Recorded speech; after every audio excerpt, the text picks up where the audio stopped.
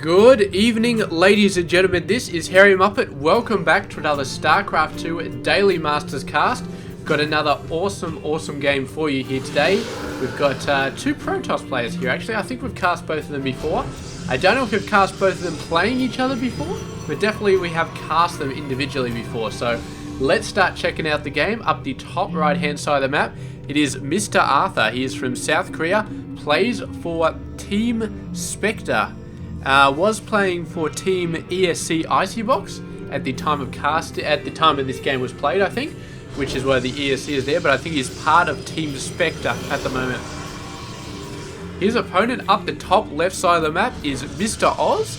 He is 25 years of age from South Korea, plays for Planet Key Dynamics. And yeah, so we've definitely seen him before, because I remember casting somebody called Oz and lamenting over the fact that he wasn't actually Australian. But yeah, should be a pretty good game. Don't know what I can really say about it in the first few minutes. Not a whole lot is going to happen. We will just keep an eye on it, just in case something does happen. But I'm not going to speed it up or anything like that. No, I feel like, I don't know. Maybe I can skip the first couple of minutes. I always skip the first minute of play. Maybe I can skip the first couple. I don't really want to skip that much more though. I want to give people the feeling that they've been there at the start of the game and, you know, seen it progress and stuff like that. And I haven't seen any other commentators who really jump much more than a minute into the game when they start it. I mean, anyway, we can sort of see what's going to happen early on just by what these guys are doing. So we do have double gas for both players, and so it looks like potential Stargate. There's definitely Arthur is saving up for a Stargate right here, no doubt about it. That's a massive amount of gas being saved up. And Oz meanwhile has got the mothership core and a stalker out nice and early. So yeah, just gonna have to wait and see. Definitely wants to kill that probe first. And there he actually goes for the Twilight Council. So we can see now what that gas is saving up for. It's definitely saving up for a Dark Shrine here and for the Dark Templar afterwards, which take a monumental amount of gas to be able to build. And Oz is going to be a little bit worried. He definitely wants to see what's going on there. He's going to be seeing his Stalker in there. And I don't think that Arthur is going to be able to stop it from going in and having a scout. Although Oz is going to run off there. He's obviously not as determined as we previously thought about getting that scout off. So does run back, but only a little bit, waiting for some reinforcements right here. Meanwhile, the mothership core is out. And Oz, where is his mothership core? I thought he saw him build one. There he goes. It's going up the top side, pulling some stalkers away. The stalker does get up. Does see the Twilight Council when previously he may have been expecting a Stargate, which is going to be some interesting play. And Oz actually has enough units here to start to do some damage. We've got a Dark Shrine, but it is all the way down here, so there's no way that Oz is going to scout that anytime soon. And there we go, actually moving workers off the line to try and defend against that. Doing a pretty good job. Meanwhile, the mothership core over here, evening up all of this damage being done over to the other side. So you think about workers lost. Arthur's definitely lost 5 there from that great push in by Oz. But meanwhile, Oz just completely failed to defend against the mothership core for the longest time, and thus suffered 5 worker deaths of his own, and a pylon being knocked all the way down there. Almost certainly going to be a few Dark Templar coming out of there. Yes, we do have the Warp Gate tech coming out. So yeah, it's going to be Dark Templar, and more Dark Templar coming out. Mr. Oz does realise that something is going funny on here.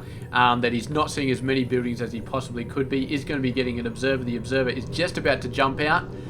There it is. And the Dark Templars are going to die as well. They might take this Nexus out actually.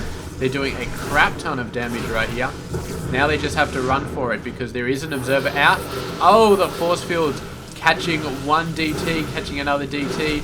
Almost takes the Stalker out as it dies, but the third DT will be able to get out of here. And if nothing else, all that Dark Templar play has got him a little bit of a lead here, because Arthur is actually behind on his expansion. I think Oz would have got his expansion down way earlier had it not been for the Dark Templars who took that out. So yeah. But you know, that's just how it goes sometimes. And if your opponent figures out that you're going for a Dark Templar or going for a Dark Shrine, then you are pretty much cannot rely on the Dark Shrine doing anything, because surprise is 100% key. It's not like proxying a Stargate where you can start to put out Phoenix, then you get the surprise, but you also get the Phoenix, and Phoenix can be quite good after the surprise has happened. DTs, on the other hand, unless you're planning on morphing them into Archons, which is only really viable like late, well, not late game, but at least medium game, so not in the first 10 minutes, then DTs aren't really going to be that useful once your opponent knows that you are going DTs, because then all they have to do is get some sort of detection, which doesn't take that long, maybe a minute or two at the most, to get nice bits of detection. And that's it. Once they got that detection, your DTs are pretty much useless. Because at the 10-minute mark, I mean, nobody's going to be spreading out a lot. Nobody's going to be doing a lot. So there's really, really no point. I mean, they're great harassment units, but yeah, it's just not going to happen. It's just not going to happen, because if there was like 4 or 5 bases late game, DTs, yeah, they're kind of okay. They're kind of good.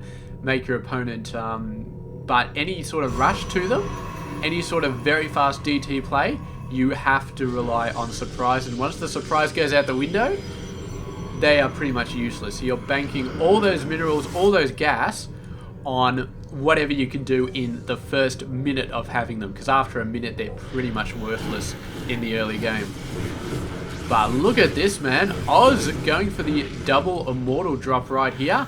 Arthur does have 1 immortal to see him off with, so should be okay for now. Hallucinated Phoenix coming in for a scout. What have we got? We got the robotics bay over there, and an observer just chilling out over here, seeing some stuff. Income wise, Arthur a little bit ahead, but we're going to have to see how this Colossus bay, how this robotics bay comes out and affects the game, because yeah, I don't know. I mean, Arthur is doing okay.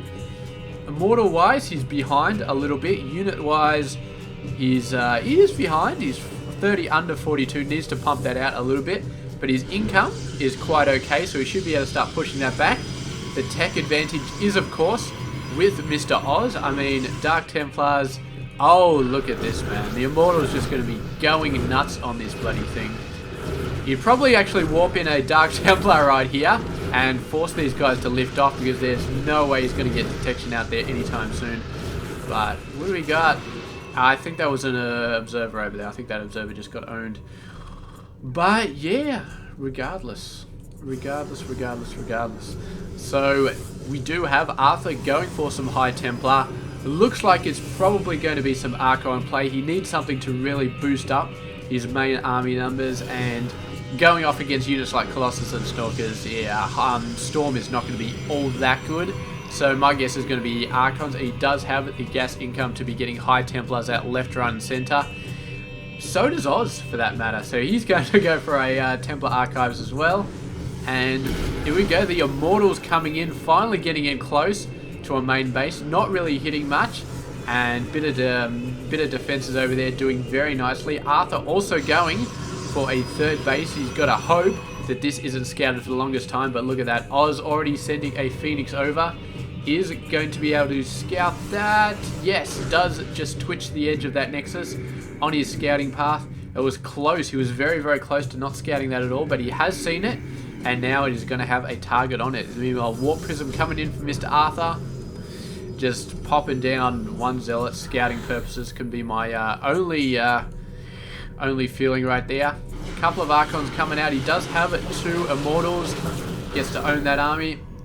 Meanwhile, Oz does have 2 Colossus and 3 Immortals, so he's looking like he's got a very, very heavy army. Still up on the numbers, although Arthur just warped in a crap ton of units, getting a lot of Archons out, as many as he can.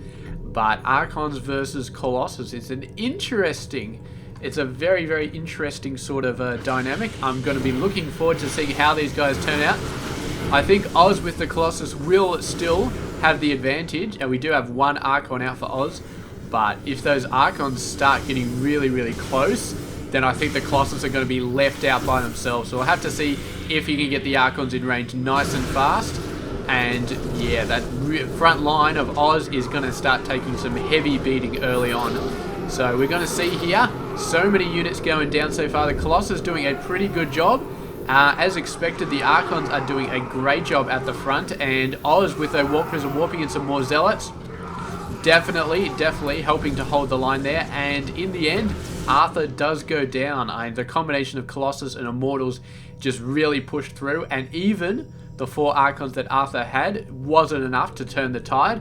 I thought maybe he would have a decent chance of knocking away most of that front line, but the reinforcements from the Warp Prism from Oz really did a sensational job. And you see some reinforcements from Arthur, but being warped over there, not in the midst of the battle, so not as helpful as they could have been. And that's it. Game done. Oz takes it out very nicely in this battle. And thank you very much for watching this game. I'll catch you guys tomorrow for another Daily Masters. I'll see you guys then.